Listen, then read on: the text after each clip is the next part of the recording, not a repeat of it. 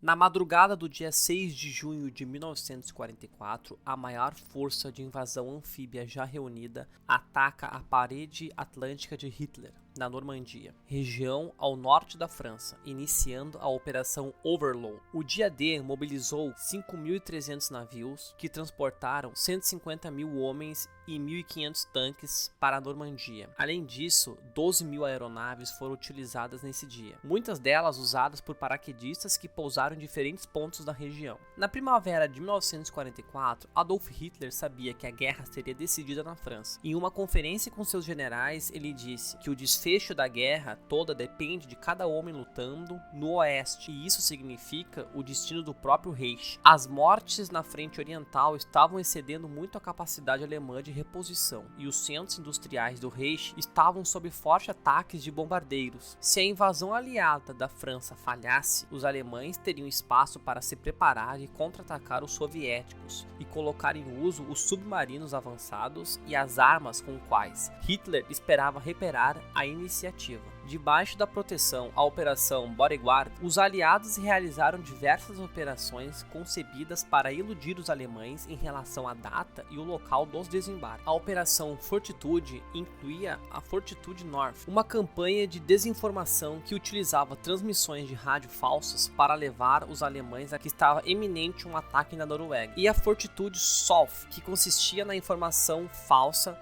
da criação de um fictício primeiro grupo de exército dos Estados Unidos sob o comando do general Patton, supostamente localizada em Kent e Sussex. Fortitude South tinha a intenção de enganar os alemães, levando-os a acreditar que o ataque principal seria em Calais. Mensagens genuínas de rádio foram encaminhadas para Kent via telefone fixo e em seguida difundidas para dar aos alemães a impressão de que a maioria das tropas aliadas ainda estava lá estacionada. Muitas das estações de radar na costa da França foram destruídas na preparação para o desembarque. Além disso, na noite antes da invasão, um pequeno grupo de operadores de serviço aéreo especiais lançou paraquedistas falsos sobre Le Havre e Insigne. Esses manequins fizeram os alemães acreditar que tinha ocorrido um lançamento de tropas aerotransportadas. Na mesma noite, durante a operação Tech Sable, o esquadrão da RAF largou folhas de metal que causaram erros de leitura nos radares e foram interpretadas pelos operadores de radares alemães como um comboio naval perto de Le Havre. No final, o general Eisenhower ordenou o ataque no dia 5 de junho, porém adiou 24 horas devido às condições meteorológicas. Os bombardeamentos sobre a Normandia começaram por volta da meia-noite, com mais de 2.000 bombardeios atacando a costa da Normandia. O ataque foi no geral ineficaz por conta da baixa visibilidade. A Força Aliada Naval contava com 3 grandes couraçados: o USS Arkansas, o USS Nevada, o USS Texas. Eles começaram a bombardear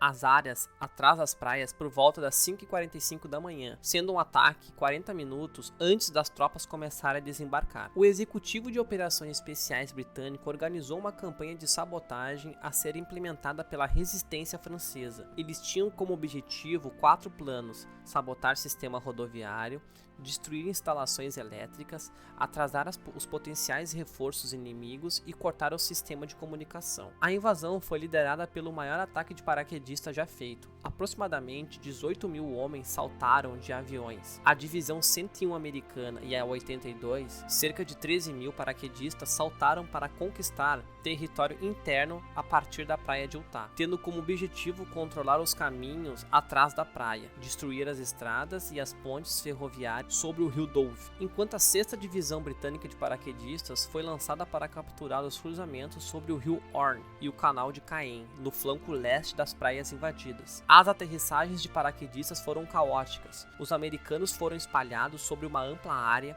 nas primeiras horas da manhã. Grupos pequenos de paraquedistas encontraram uma série de ações confusas. As encruzilhadas vitais em Saint-Mary e Gliese foram tomadas, mas 2 divisões americanas falharam em se conectar e ficaram perdidas até 7 de junho. Os desembarques britânicos foram mais bem sucedidos e tiveram o objetivo concluído antes do amanhecer. Os desembarques pelo mar começaram às 6h30 da manhã, na praia de codinome Utah, precedidos por um pesado bombardeiro aéreo naval. Os soldados americanos, a cerca de 1.830 metros de distância na praia planejada, se depararam com a oposição mais leve dentre todas as outras 5 praias. os defensores surpreendidos foram rapidamente vencidos e o restante do dia foi gasto para trazer suprimentos e homens para a terra adentro para encontrar os paraquedistas americanos. Aos batalhões do assalto inicial seguiram-se 28 tanques e várias equipes de engenharia e demolição para retirar os obstáculos da praia e limpar as zonas de minas para a chegada dos blindados. Foram abertos caminhos na zona de arrebentação para que as tropas e os tanques desembarcassem mais rapidamente. Às 9 horas, as equipes começaram a deixar as praias. O principal ponto de defesa, em uma zona de 1,2 km para o sul, foi controlado por volta do meio-dia. O desembarque foi bem sucedido, colocando em solo 21 mil homens com apenas 197 baixas. Point do Rock ficava situada entre as praias de Utah e Omaha e foi atribuída aos 200 homens do 2º Batalhão de Rangers, comandada pelo tenente-coronel James Rudder. A sua missão era escalar a escarpa de 30 metros com a ajuda de ganchos, cordas e escadas, para destruir a bateria de costa que estava localizada no topo. As escarpas estavam sendo defendidas por uma divisão alemã e colaboradores franceses. Os navios aliados providenciaram fogo de cobertura. Depois de chegarem ao topo, os Rangers descobriram que as armas já tinham sido retiradas. No final do combate, as baixas dos Rangers foram de 135 mortos e feridos. Omaha era a praia mais fortemente defendida.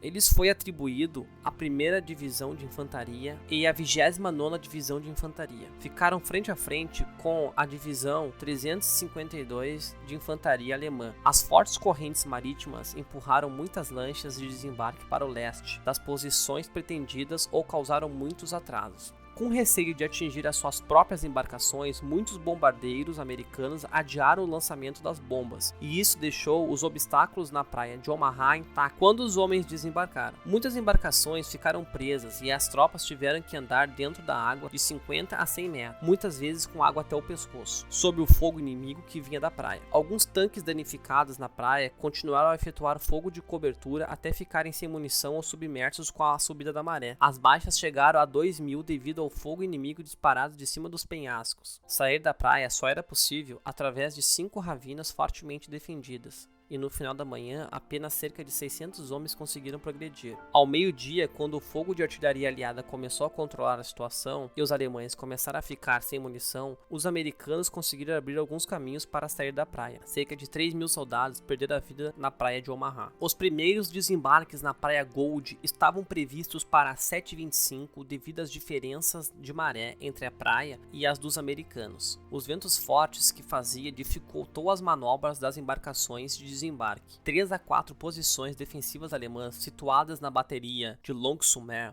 foram destruídas por artilharia dos cruzadores aliados às 6h20. A 4ª posição continuou a disparar até a tarde, sendo que sua guarnição rendeu-se em 7 de junho. Os ataques aéreos não atingiram a posição fortificada de Le Hamel. A sua metralhadora de 75 mm continuou lá até cerca das 4 horas da tarde, quando um tanque a destruiu com um disparo. Uma segunda casamata em La Riviere, com uma metralhadora de 88 mm, foi neutralizada por um tanque às 7h30 da manhã. Entretanto, a infantaria começou a limpar casas fortemente fortificadas ao longo da costa, avançando-se para o interior. Bayeux não foi capturada no primeiro dia devido à forte resistência da divisão 353 de infantaria alemã.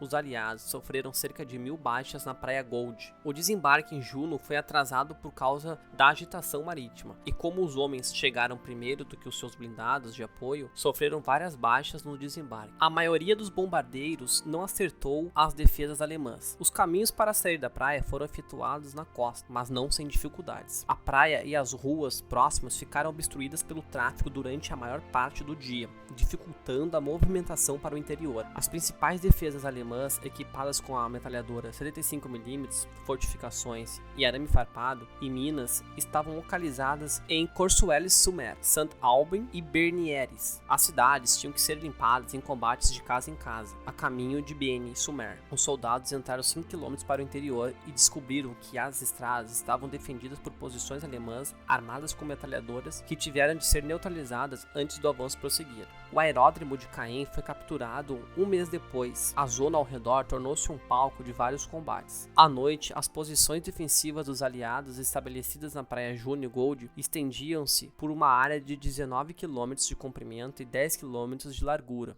As baixas em Juno foram de 961 homens. Na Praia Seward, 21 dos 25 tanques conseguiram chegar à terra com sucesso, para fornecerem fogo de cobertura à infantaria, a qual começou a desembarcar às 7h30 na praia. A praia estava fortemente minada, coberta de obstáculos, tornando o trabalho das equipes de limpeza difícil e perigoso. Com as fortes rajadas de vento, as ondas eram mais frequentes do que o esperado e tornava a manobra dos blindados mais difíceis. Às 4h da tarde, a 21ª Divisão Panzer lançou um contra-ataque entre Seward e Juno e estava próximo de conseguir chegar ao canal. Ficou frente a frente com a forte resistência da 3ª Divisão Britânica. As estimativas das baixas aliadas rondam os 1.000 homens na Praia Seward. Em 7 de junho, ataques aliados em toda a costa ligaram 5 praias invadidas para formar uma frente de 80 km que não foi rompida por nenhum ataque seriamente ameaçador dos alemães. O marechal de campo Rommel, comandando o grupo B do exército, provou estar certo. A reserva blindada foi guardada por muito longe e por tempo demais para impedir a invasão.